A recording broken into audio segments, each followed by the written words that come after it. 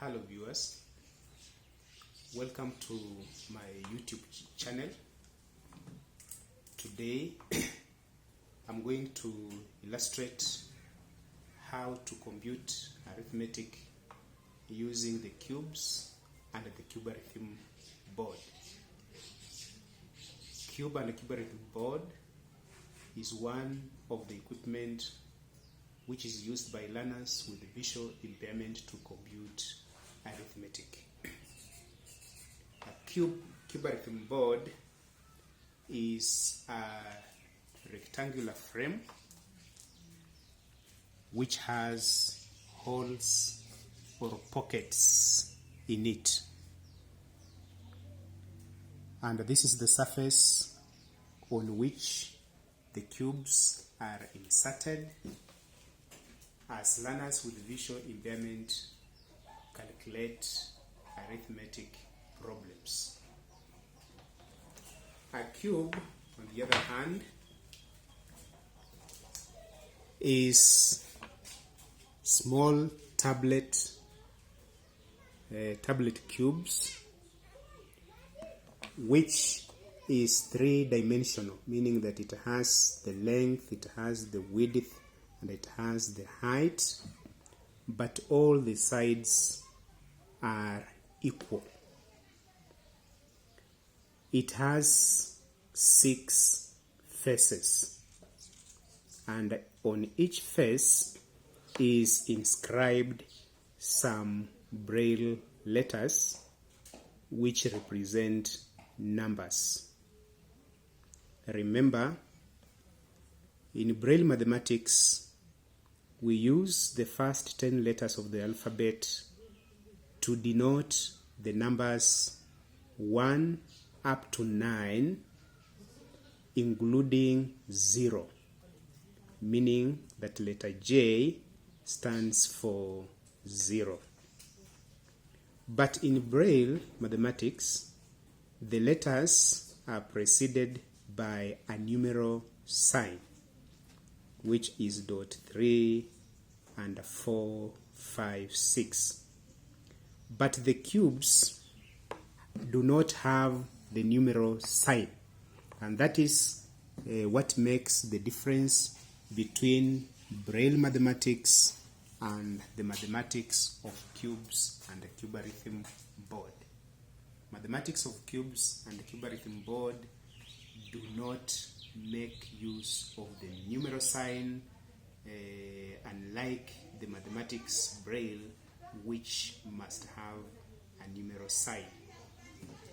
On the face of the cube, for example,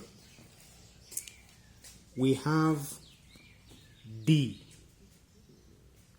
We are going to turn this face 4 times to see the inscription on each face. So we turn, that is letter B.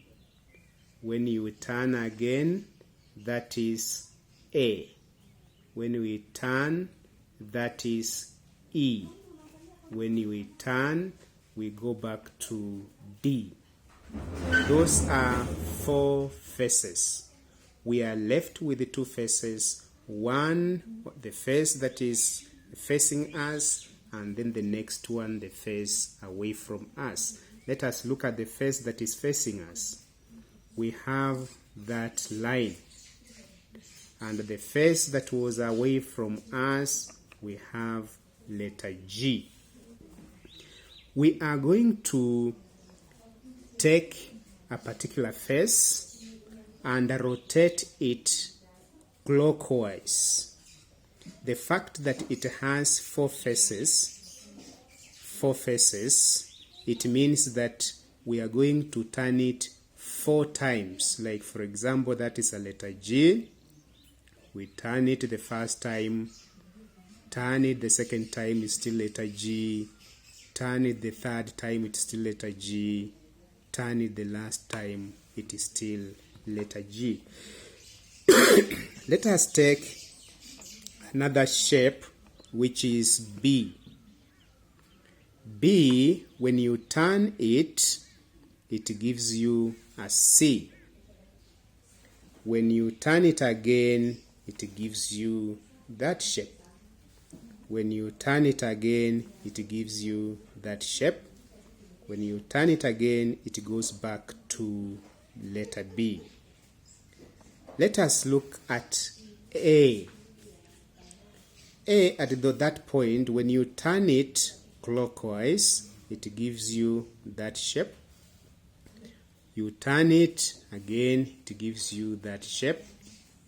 You turn it, it gives you that shape. It's like a dot 2. When you turn it, it goes back to A. That is letter E.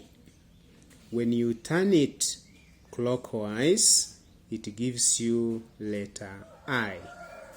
When you turn it again, it gives you letter E. When you turn it again, it goes back to letter I. And when you turn it the fourth time, it gives you a letter E. Let us have that shape, and this is letter D. When you turn letter D in a clockwise direction, it gives you letter J. Let us turn it again in a clockwise direction, it gives you letter H. Turn it again, it gives you letter F. And when you turn it again, it goes back to letter D. Let us look at letter G. When you turn letter G, still a G. Turn letter G, still a G. Turn letter G, still a G. Turn letter G, still a G. There is a face that is left, and that is the sixth face. Let us start from this side. When you turn it in a clockwise direction, that is what you get. When you turn it again, that is what you get. When you turn it again, that's what you get. And when you turn it again, it goes back.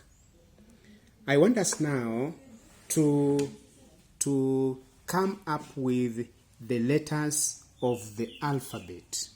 That is A up to J, the first 10 letters of the alphabet. We know that letter A is .1, and that is how it is written. B, that is how it is written. And the C, we formed letter C from letter B. From letter B, from letter B, that is that. We rotate the letter B, and it gives us a C. Letter D, that is letter D. Letter E, we have it there. That is letter E. Letter F will be formed from letter D. That is, we take letter D, then rotate it clockwise to letter J, rotate it clockwise to letter H, then you rotate again, you will get a letter F. Letter G, we have it there. Letter H, we get it from letter D at the F position, so that when we rotate letter F, when you rotate letter F, it will get to J. Then we rotate the J, it will give us the letter H. Then lastly, not lastly, we have letter I, which should be formed from letter E. From letter E, I'm rotating it so that is letter E. When we rotate it clockwise, it gives us letter I. And then lastly, letter J, still coming from letter D. So from what we have done, letter B is giving us two letters. That is B and C. Letter D is giving us four letters. That is D, F, H, and a J. Letter I is giving us two letters. The letter E, I mean. That is letter E and the letter I. So these letters are going to represent the numbers 1, 2, 3, 4, 5, 6, 7, 8, 9, and 0. And from the first 10 numbers, that is 1 to 9 plus 0, we can be able to form other numbers. For example, if I want to write 100, that is 100, that is, I'll write 1, then a J, then a J, then a J. This becomes 100. I want us now to learn about the operational signs. The operational signs will be denoted by that line. The face that has that line is the one that is going to give us the operational signs. So that in this position, it denotes the plus sign. The plus sign. When we rotate it clockwise, that way, it becomes a minus. So this becomes the minus sign. When we rotate the minus sign, we get the multiplication sign. And when we rotate the multiplication sign, we get the division sign. How do we write the equal signs? The equal signs is going to be derived from the B, from letter B, rotated to the C position, rotated again, and rotated again.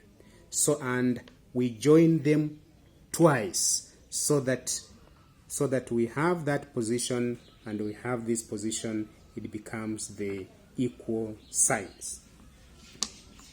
The equal signs. So that with this, we can be able to come up with a mathematical statement. For example, 2 plus 3 equals to 5. But before we can do that, we need to know the rules that governs the use of the operational signs. The first rule is that the operational signs are written closed up with the numbers. This is to mean that there should be no space between the number and the operational signs.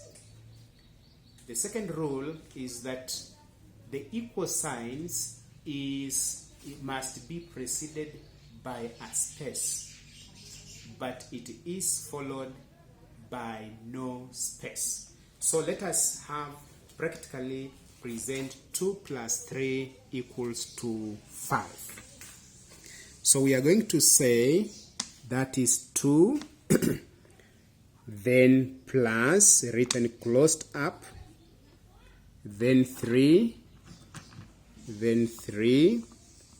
equals. The equal signs should be spaced before we write the equal signs. Equals to, we say there were two of them following, equals to, and then we write 5. This is 2 plus 3 equals to 5. 2 plus 3 equals to 5. We will do the same with the subtraction We will do the same with multiplication, and we can also do the same with division. Remember, using the cube and the cuberithm board, we can arrange a sum both horizontally, the way we have done, and we can also arrange it vertically. In the next video, I'll be showing you how to work out sums using both the vertical method and the horizontal method, and we will do it involving all the three operation signs.